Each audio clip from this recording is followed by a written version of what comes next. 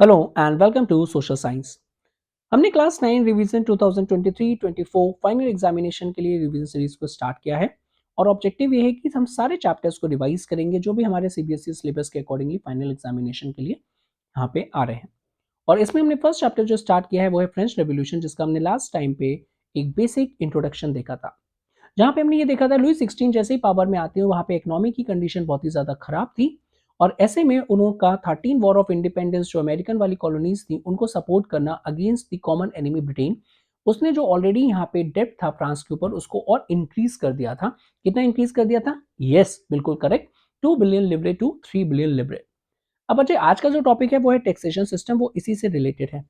अब किसी भी स्टेट या इकोनॉमी में स्टेट एक इंपॉर्टेंट रोल प्ले करता है, बिकॉज स्टेट ये अलाउ करता है अगर वो टैक्सेशन को ज्यादा इंक्रीज कर देगा तो उसके पास ज्यादा इनकम आएगी, because taxation is a source of the income. अब ऐसे में जब आपके पास बहुत ज्यादा डेप्थ है उसको रिड्यूस करने के लिए आप क्या करोगे? टैक्स को इंक्रीज करोगे। लेकिन फ्रांस में ये पॉसिबल नहीं था। अब क्वेश्चन आता है कि ये क्यों नहीं पॉसिबल था। इसके आंसर को समझने के लिए हमको फ्रेंच सोसाइटी को समझना होगा बच्चे, क्योंकि हमको ये देखना है कि जो टैक्सेस थे वो स्टैग्नेंट हो गए थे, मींस उसको आगे नहीं बढ़ा पा रहे थे। तो ऐसा क्या था फ्रांस सोसाइटी में कि कौन से पर्सन टैक्सेस देते थे, किस टाइप के टैक्सेस थे, और ऐसा क्यों हो रहा था कि स्टेट चाहते हुए भी टैक्सेस को इंक्रीज नहीं कर पा रहा था। चलिए अपने डिस्कशन को स्टार्ट करते हैं। तो सबसे पहले फ्रेंच सोसाइटी के बारे में देखेंगे। हमने 18 सेंचुरी की बात की थी कि फ्रेंच सोसाइटी 18 सेंचुरीज में 3 पार्ट्स में डिवाइडेड थी। अब इनको हम पार्ट्स नहीं कहेंगे, हम स्टेट्स कहेंगे। अब ये जो बच्चे स्टेट्स है यहाँ पे ये कीवर्ड्स आ जाता है, तो अगर कभी भी आप आंसर राइटिंग कर रहे हो तो इन कीवर्ड्स को आप 100% अपने आंसर्स में इनकॉर्पोरेट करेंगे, यानी डालेंगे, तभी आपको अच्छे मार्क्स मिलने के चांसेस बढ़ जाते हैं। तो 18 सेंचुरी मुझे यहाँ पे बताने की जरूरत नहीं है, फिर भी मैं एक बार आपको बता रहा हूँ कि 18 सेंचुरी का मतलब है 1701 से 1800 का टाइम पीरियड। सो इस टाइम पे फ्रेंच सोसाइटी 3 पार्ट्स में डिवाइडेड थी, यानी 3 स्टेट्स में डिवाइडेड थी बच्चे। जैसे कि आप ये इमेज देख पा रहे होगे, फर्स्ट स्टेट जहाँ पे क्लर्जी पीपल आएंगे। क्लर्जी वो लोग होते हैं जो कि चर्च से रिलेट होंगे। जैसे अगर हम उसको पैरेलल इंडिया में देखें तो वो यहाँ पे होंगे प्रीस्ट, जो यहाँ पे मंदिरों में यहाँ पे पूजा करते हैं। तो clergy with reference to the church. Nobility यहाँ पे ये किंग्स होंगे, और किंग्स के साथ ही साथ यहाँ पे एरिस्टोक्रेट्स मेंबर्स होंगे जिनके पास टॉप पोजीशंस होंगी, पॉलिटिकल इंस्टीट्यूशंस की इंपॉर्टेंट पोजीशंस होंगी। और थर्ड स्टेट में 3 टाइप्स के पीपल्स आते हैं। सबसे पहले यहाँ पे आते हैं big businessman, merchant, court officials, lawyers, यानी ये सारे एजुकेटेड है। तो आपको ये मैंने आपको बताया था बच्चे यहाँ पे। तो जो थर्ड स्टेट है उसमें सबसे फर्स्ट सेक्शन जो है वो एजुकेटेड है, ये सबसे कम पॉपुलेशन है इसकी थर्ड स्टेट में। Second is peasants and artisans है। पीजेंट्स जिनके पास अपनी कोई जमीन नहीं होगी वो दूसरों के एग्रीकल्चर लैंड पे काम करेंगे, और आर्टिशंस हैं बच्चे यहाँ पे जो यहाँ पे डिफरेंट डिफरेंट प्रोडक्ट्स बनाएंगे। इनकी पॉपुलेशन इनसे ज्यादा है। और थर्ड सबसे लास्ट कैटेगरीज में जो आते हैं वो आते हैं स्मॉल पीजेंट्स, लैंडलेस लेबरर्स और दी सर्वेंट्स। तो इस कॉन्टेक्स्ट में थर्ड स्टेट डिवाइडेड था। So first state, second state, third state, और थर्ड स्टेट फिर फर्दर 3 पार्ट्स में डिवाइडेड था। तो ये सोसाइटी थी। अगर हम 18 सेंचुरी की बात करेंगे तो फ्रांस 3 स्टेट्स में डिवाइडेड था। इसमें बिल्कुल भी डाउट नहीं रहना चाहिए कि फर्स्ट स्टेट में क्लर्जी है जो कि चर्च वाले पीपल्स होंगे। सेकेंड स्टेट में नोबिलिटी है जो किंग्स और एरिस्टोक्रेट्स वाले पीपल्स होंगे जिनके पास टॉप पॉलिटिकल इंस्टीट्यूशंस होंगे। और थर्ड में बच्चे थर्ड स्टेट आ जाता है जो कि मेजॉरिटी में कॉन्स्टिट्यूट करता है, और ये 3 पार्ट्स में डिवाइडेड है। सबसे पहले एजुकेटेड जो बिग बिजनेसमैन होंगे, मर्चेंट्स होंगे, court officers, lawyers etcetera. Second categories में पीजेंट्स और आर्टिशंस आ जाएंगे।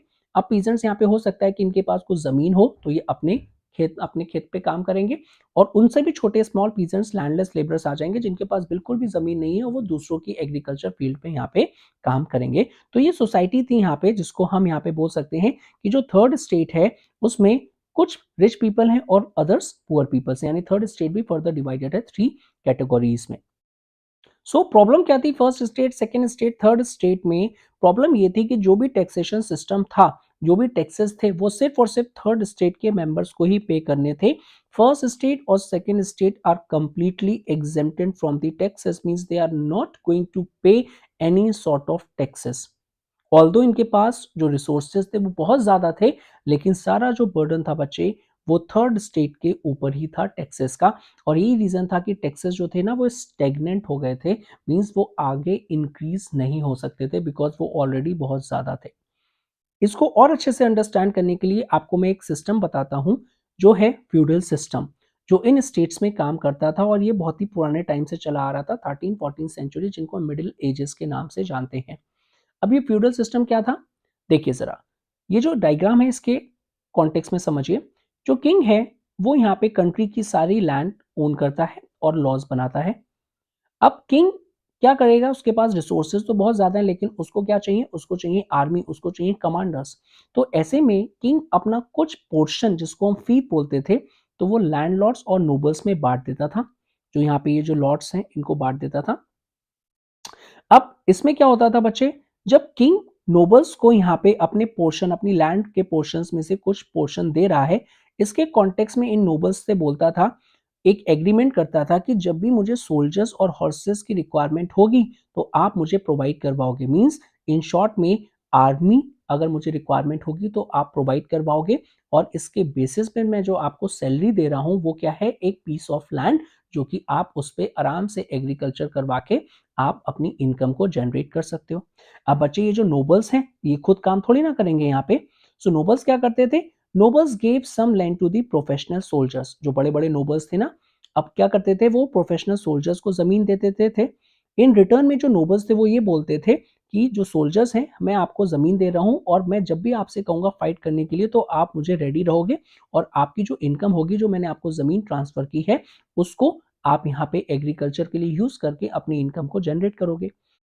अब ये जो सोल्जर्स थे ये क्या करेंगे? ये पीजेंट्स को हायर करेंगे और एग्रीकल्चर लेबरर्स को हायर करेंगे, ताकि ये जो जमीन इनको मिली है इस पे एग्रीकल्चर हो पाए। अब इसके रिटर्न में ये पीजेंट्स को क्या देंगे? पीजेंट्स को ये कुछ प्रोटेक्शन देंगे, यानी अगर कोई भी थ्रेट होता है तो उससे वो प्रोटेक्शन देंगे कि आपको कोई भी परेशान नहीं करेगा। और नेक्स्ट इज, कुछ इनकम भी देंगे, आइदर वो कैश में देंगे या फिर काइंड में देंगे। कैश का मतलब है कुछ डायरेक्टली यहाँ पे पैसे दे देंगे, और काइंड का मतलब है कि जितना भी फूड ग्रेन्स का प्रोडक्शन हो रहा है उसमें से कुछ शेयर दे देंगे। So this is how the feudal system work. और ये जो स्टेट्स थे यहाँ पे फ्रांस में, बहुत ही पुराने टाइम से ये सिस्टम चलता आ रहा था। अब जो नेक्स्ट टर्म है बच्चे वो है ओल्ड रिजीम और ओल्ड रिजाइम, जो भी आप प्रोनाउंसिएट कर सकते हैं। इसका मतलब था वो इंस्टीट्यूशंस जो फ्रांस में 1789 से पहले पावर में थे। Let's say for example, feudal system जो था एक तरीके का एक सेटअप था, और ये फ्रांस में 1789 यानी फ्रेंच रेवोल्यूशन से पहले यहाँ पे था। तो ये सारी चीजें ओल्ड रिजीम के अंडर में यहाँ पे आएंगी। अब एक फिगर को अंडरस्टैंड करते हैं, how the system of the state in French society was organised. So already मैंने आपको ये पहले दिखा चुका हूँ, ये एक दूसरी इमेज है, लेकिन आपको काफी ज्यादा हेल्प मिलेगी इसको समझने के लिए। सो बच्चे, अगर हम क्लर्जी की बात करें तो क्लर्जी जो कॉन्स्टिट्यूट करते थे वो बहुत ही कम पोर्शन करते थे, यानी अगर पिरामिड जो है, पिरामिड का जो टॉप पोर्शन है बच्चे, तो उसमें, अब ये जो नंबर है प्लीज इसको याद मत करना, एक आपके अंडरस्टैंडिंग के लिए है यहाँ पे, ठीक है। कैसे यहाँ पे बोल सकते हैं? 1,30,000 जो पीपल्स थे वो चर्च से रिलेटेड थे बच्चे, यहाँ पे वो लॉज बनाते थे, वो कोर्ट्स में जजेस होते थे, और यहाँ पे सर उनको टैक्सेस नहीं पे करने पड़ते थे। अब चलते हैं नेक्स्ट स्टेट पे, वो थी नोबिलिटी। यहाँ पे इस टाइप के पीपल्स थे, 1,20,000 से लेकर 3,50,000 पीपल्स थे बच्चे यहाँ पे। ये डिफरेंट डिफरेंट लैंडलॉर्ड्स थे, लेडीज थे, यहाँ पे फ्यूडल लॉर्ड्स थे, तो वो सारी चीजें यहाँ पे आ जाएंगे, ठीक है। स्पेशल लॉ ट्रीटमेंट था इनके पास, इनको टैक्सेस नहीं देने पड़ते थे, और मिलिट्री सर्विस यहाँ से ही आती थी। फिर आते हैं हम थर्ड स्टेट पे, जो कि 27 मिलियन पीपल्स थे। 27 मिलियन और 1 million is equals to 10 lakh, तो 27 into 10 is equals to 270 lakh peoples जो थे वो सिर्फ थर्ड स्टेट से बिलोंग करते थे। और सबसे ज्यादा टैक्सेशन का बर्डन, यानी पूरा टैक्सेशन का बर्डन जो था वो थर्ड स्टेट पे ही था। एक और इमेज को समझते हैं, first state, second state, third state. For example, हम जो पॉपुलेशन है वो भी टोटल 100 है, और हमारे पास 100 एकर्स ऑफ लैंड है, ठीक है। 100 एकर्स ऑफ लैंड है और 100 टोटल पीपल्स हैं यहाँ पे। इसको हम सिंप्लीफाई करते हैं बच्चे। क्लर्जी तो था, वो 1% ऑफ द पीपल थे, यानी 100 में से 1% कितना होगा? 1%, यानी 1 पीपल। और इनके पास जमीन कितनी थी? 10% ऑफ द लैंड, यानी 10 एकर्स ऑफ लैंड। तो 1 पीपल के पास 10 एकर्स ऑफ लैंड। हम सिंप्लीफाई कर रहे हैं इसको। नेक्स्ट इज नोबल्स, तो ये 2% ऑफ द पीपल्स, 100 का 2% कितना हुआ? 2 पीपल्स। और इनके पास लैंड कितनी थी? 25 एकर्स ऑफ लैंड। यानी बच्चे, अगर हम 1 + 2 कर देंगे तो 3% पॉपुलेशन के पास जो लैंड थी वो 35 एकर्स ऑफ लैंड थी, यानी 3% पीपल्स के पास 35% लैंड के रिसोर्सेज थे। और बाकी के जो बचे हुए थे बच्चे, 97% ऑफ द पीपल्स थे, उनके पास 65% ऑफ द लैंड थी। आप इसको एक तरीके से कैलकुलेट कर सकते हो कि कितना ज्यादा यहाँ पे जो लैंड का जो पोर्शन था वो शिफ्ट था फर्स्ट स्टेट और सेकेंड स्टेट की तरफ, लेकिन उसके बावजूद भी वो कोई भी टैक्सेस को पे नहीं करते थे यहाँ पे, ठीक है। चलिए इसी को और समझते हैं जरा बच्चे। इस तरीके से अगर हम बात करेंगे थर्ड स्टेट में, तो जो पीजेंट्स थे वो 90% ऑफ द पॉपुलेशन जो थे वो कॉन्स्टिट्यूट करते थे, और इनमें से बहुत ही स्मॉल नंबर्स में जो पीपल्स थे उनके पास अपनी लैंड थी। तो बाकी क्या थे सर, बाकी वो लोग थे जो दूसरों की लैंड पे काम करते थे, जैसे अभी मैंने फ्यूडल सिस्टम के थ्रू आपको समझाया था। नेक्स्ट जो पॉइंट है उसको बहुत ही अच्छे से समझना है। 60% of the land 60% of the land was owned by the noble second state, church first state, और साथ ही जो थर्ड स्टेट के रिच मेंबर्स थे बच्चे, उन सब की मिला के 60% ऑफ द लैंड, तो ये सिर्फ 3 सेक्शन ही कॉन्स्टिट्यूट कर रहा था। सर अभी तो आपने बताया था कि फर्स्ट स्टेट सेकंड स्टेट 35% था, अब ये 60 कैसे हो गया, तो समझिए जरा।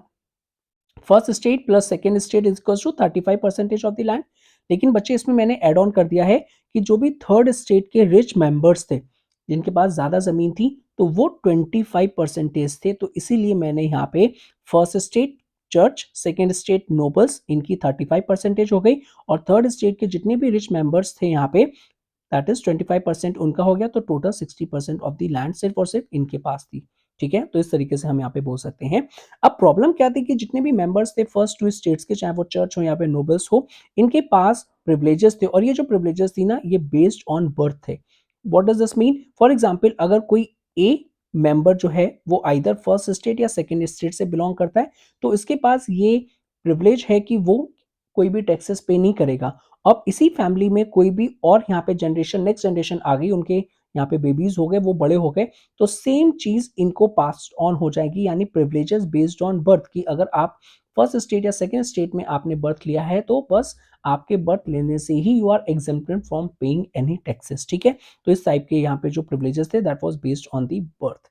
मोस्ट इंपॉर्टेंट इसमें अगर हम बात करेंगे तो वो ये था कि आपको कोई भी स्टेट को टैक्सेस नहीं देने थे, वेरियस अदर प्रिविलेजेस थे। उसमें जो इंपॉर्टेंट था वो ये था कि आपको स्टेट को कोई भी टैक्सेस पे नहीं करते थे यहाँ पे। साथ ही साथ जो नोबल्स थे यहाँ पे, उनको फ्यूडल प्रिविलेजेस भी मिलते थे बच्चे यहाँ पे, जो फ्यूडल ड्यूज मिलते थे यहाँ पे, जो वो काम करवाते थे। ऑलरेडी हम देख चुके हैं अभी फ्यूडल सिस्टम को यहाँ पे था, जो वो पीजेंट से एक्सट्रैक्ट करते थे यहाँ पे कि आप, हम प्रोटेक्शन आपको देंगे और आप हमारे लिए यहाँ पे काम करेंगे, यानी प्रोड्यूस करके देंगे। तो ये अगेन एक इमेज है जो कि ये सारी चीजों को सिंप्लीफाई करती है। अब हम इसको दोबारा से डिस्कस नहीं करेंगे, लेकिन अब एक बार पॉज करके इसको और चीज समझ सकते हैं कि फर्स्ट स्टेट, सेकेंड स्टेट और थर्ड स्टेट में कौन कौन से लोग थे और वो क्या काम यहाँ पे करते थे। चलिए अपने नेक्स्ट टॉपिक पे चलते हैं बच्चे। यहाँ पे अब जो पीजेंट्स थे, they were obliged to render services to the lord, यानी जो नोबल्स लॉर्ड थे फ्यूडल सिस्टम के अंडर पे, उनको क्या काम करना पड़ता था? उनको उनके घरों पे काम करना पड़ता था, फील्ड्स पे काम करना पड़ता था, उनको आर्मी में सर्व करना पड़ता था, और उनको रोड बिल्डिंग में काम करना पड़ता था बच्चे यहाँ पे। ठीक है, अब ये जो काम कर रहे हैं इसका पैसा मिलना चाहिए ना? नहीं बच्चे, इनको ज्यादा पैसा कुछ भी नहीं मिलता था। कभी कभार कुछ थोड़ा बहुत पैसा मिल गया, लेकिन बाकी ज्यादा इनको पैसे नहीं मिलते थे, और यही तो प्रॉब्लम थी। यही सारा यहाँ पे जो आगे चल के जो एक तरीके से एंगर था थर्ड स्टेट का against first state and second state, वही फ्रेंच रेवोल्यूशन में ट्रांसफॉर्म हो जाता है। Next is types of taxes. अब यहाँ पे जो चर्च है, दैट इज जो फर्स्ट स्टेट है बच्चे, एक तो वो टैक्स दे नहीं रहा है और साथ ही साथ वो और टैक्सेस ले रहा है यहाँ पे। तो वो जो टैक्स लेता था पीजेंट से, उसका नाम था तिथे। अब ये तिथे क्या है? A tax levied by the church, जिसमें 1/10 ऑफ द एग्रीकल्चर प्रोड्यूस होता था। फॉर एग्जाम्पल, आपने कोई एग्रीकल्चर किया और वहां पे 10 kg हुआ, तो इसका 10% जो था वो आपको एज अ तिथे टैक्स चर्च को देना पड़ता था, यानी 1 kg you need to give it to the church. तो सर एक ही टैक्स देना पड़ता था? नहीं बच्चे, एक और टैक्स था जो आप स्टेट को देते थे, और वो कौन सा टैक्स था? वो था taille. All members of the third state had to pay taxes to the state. तो एक तो यहाँ पे जो पीजेंट्स थे वो टैक्स देते थे, तिथे किसको? चर्च को देते थे, और बाकी एक और स्टेट था टेले, वो सारे मेंबर्स, चाहे वो कोई भी हो, चाहे वो लैंडलेस लेबर हो या फिर मर्चेंट हो, उसको टैक्स पे करना पड़ता था स्टेट को डायरेक्टली, और वो जो टैक्स था उसका नाम था टेले। तो कंफ्यूज नहीं होना, जो तिथे टैक्स है वो चर्च लिवाइव करता था और वो पीजेंट्स को देना पड़ता था यहाँ पे, और जो यहाँ पे टेले टैक्स था वो सारे थर्ड स्टेट्स के मेंबर को पे करना पड़ता था बच्चे, और ये डायरेक्टली स्टेट को पे करना पड़ता था। तो ये तो डायरेक्ट टैक्स हुआ। एक इनडायरेक्ट टैक्सेस भी यहाँ पे काफी ज्यादा थे। इनडायरेक्ट टैक्सेस वो टैक्सेस होते हैं जो आप कोई भी आर्टिकल पे लगाते हो, जो आप कंज्यूम करते हो। फॉर एग्जाम्पल सॉल्ट हो गया, टोबैको हो गया, तो इस टाइप के टैक्सेस उनको पे करने पड़ते थे पीपल्स को, जो कि थर्ड स्टेट से बिलोंग करते थे यहाँ पे, डायरेक्ट एंड इनडायरेक्ट। सो इस तरीके से अगर हम देखेंगे तो जितना भी बर्डन था यहाँ पे टैक्सिंग एक्टिविटीज का, बच्चे फाइनेंशियल एक्टिविटीज का, वो सब जो था वो थर्ड स्टेट को अलोन बॉर्न करना पड़ता था, यानी जितना भी टैक्सेस का बर्डन था वो सिर्फ थर्ड स्टेट्स पे था। First state and second states are exempted from paying any sort of tax, उनको कोई भी टैक्स नहीं पे करना पड़ता था और वो उनका प्रिविलेज था जो उनको बर्थ से मिला हुआ था। अब कुछ न्यू वर्ड्स दे रखे हैं यहाँ पे। अब वैसे तो ऑलरेडी मैं आपसे ये डिस्कस कर चुका हूँ, लेकिन एमसीक्यू के पॉइंट ऑफ व्यू से ये काफी इंपॉर्टेंट है, इसीलिए मैंने आपको सारे एक ही जगह लिख दिए। लिवरे ये क्या है सर? ये फ्रांस की करेंसी थी 1794 तक, उसके बाद इसको डिसकंटिन्यू कर दिया गया था। जैसे 2000 के नोट्स थे ना, उसको डिसकंटिन्यू कर दिया गया था, ऐसे ही 1794 में इस करेंसी यानी लिवरे को डिसकंटिन्यू कर दिया गया था। क्लर्जी सर वो पीपल जो यहाँ पे स्पेशल फंक्शन चर्च में परफॉर्म करेंगे। ते थे सर टैक्स जो कि चर्च लगाता था, 1/10 of the agriculture produce peasants को देना पड़ता था। टेले सर वो डायरेक्टली टू दी स्टेट्स आपको पे करना पड़ता था। सो अब बच्चे एक नेक्स्ट चलेंगे, नेक्स्ट कार्टून बेस यहाँ पे है। अब ये डायरेक्टली कभी कभी हमसे पूछ लिया जाता है कि ये क्या है बच्चे यहाँ पे, क्योंकि ये जो एक्टिविटी है डायरेक्टली आपसे एग्जामिनेशन में आपको दे दिया कार्टून बेस क्वेश्चंस और आपसे पूछा कि क्या इन्फॉर्मेशन ये डिपिक्ट करता है यहाँ पे, ठीक है। तो पहले इसको जरा समझते हैं। सबसे पहले इसका जो नाम है स्पाइडर एंड द फ्लाई। आपको पता है स्पाइडर ना अपना वेब बनाता है और वो वेब इतना ज़्यादा यहाँ पे कॉम्प्लेक्स होता है कि कोई भी उसमें अगर फंस जाए, कोई फ्लाई या फिर कोई भी जो यहाँ पे प्रे है उसका फंस जाए, तो वो जितना निकलने की कोशिश करता है उतना ही और ज़्यादा यहाँ पे फंसता चला जाता है। तो यहाँ पे कितने थोड़ा सा देखते हैं कि जो भी एक एलिमेंट दे रखा है उसको ज़रा पढ़ने की कोशिश करते हैं यहाँ पे। तो ये जो स्टेटमेंट है, ये जो लिखा हुआ है, इसका मतलब इसको इंग्लिश में उन्होंने ट्रांसलेट किया है। The poor fellow brings everything, grain, fruit, money, salad. The fat lord sits there ready to accept it all. He does not even care to grace him with a low. अब ये जो एक poor person आ रहा है बच्चे यहाँ पे, उसके हाथ में जितना भी फ्रूट्स है, पैसे है, वो सब लेके आ रहे हैं अपने लॉर्ड्स को देने के लिए। और ये जो कंडीशन है उसकी बहुत ही ज़्यादा पथेटिक है, बहुत ही पुअर है, उसने खाना नहीं खाया, उसके पास कहाँ से वो ला रहा है उसको कुछ भी नहीं पता है। फैट लॉर्ड जो है, fat Lord in the sense उसको कोई भी ये मतलब नहीं है कि वो कितना पुअर है, क्या उसकी एक्सट्रीम कंडीशन है, क्या है, कोई भी उससे सिंपैथी बिल्कुल भी नहीं है। सो ये जो यहाँ पे जो लिखा हुआ है बच्चे, इसका अगर हम इंग्लिश में कन्वर्ट करेंगे, that is noble man is the spider and peasants the fly. तो पीजेंट जो था, सिंपली अगर हम बात करेंगे तो वो ये फ्लाई है, ये जो यहाँ पे एक वेब है उसमें फंसता हुआ चला आ रहा है, और जो नोबल है वो स्पाइडर है, स्पाइडर वेब। तो हम ये कह सकते हैं यहाँ पे जो नोबल्स थे वो अपनी सोसाइटी यानी जो स्टेट्स पे, थर्ड स्टेट्स पे इस तरीके से कंट्रोल करते थे कि जितना भी ज़्यादा से ज़्यादा जो प्रोडक्शन होता था वो सभी चीज़ें उनके पास चली आती थी और पीजेंट्स के पास कुछ भी नहीं बचता था, जिसकी वजह से उनकी जो कंडीशन थी वो एक्सट्रीम पोवर्टी में यहाँ पे बीती थी। आप ये देख रहे होगे, ये जो पोर्शन है full of grains. The more the devil has the more he wants, कि जितना ज़्यादा लोगों के पास होता है उतना ही ज़्यादा ग्रीड उनका बढ़ता जाता है। तो यही प्रॉब्लम थी बच्चे जो फाइनली यहाँ पे फ्रेंच रेवोल्यूशन के कॉन्टेक्स्ट में निकली, क्योंकि हर एक लोगों का, पर्सन का एक टॉलरेशन लेवल होता है, जब वो रीच हो जाता है तो उसके कॉन्टेक्स्ट में फिर वो रिवॉल्ट को स्टार्ट कर देते हैं। जब उनको खाने के लिए नहीं मिलेगा, उनके पास कुछ बचेगा ही नहीं, तो ये बच्चे, ये जो एक पूरी फिगर थी जिसका नाम था स्पाइडर एंड द फ्लाई, अब कोई भी अगर आ जाता है तो आप इजिली उसको टैकल कर पाएंगे।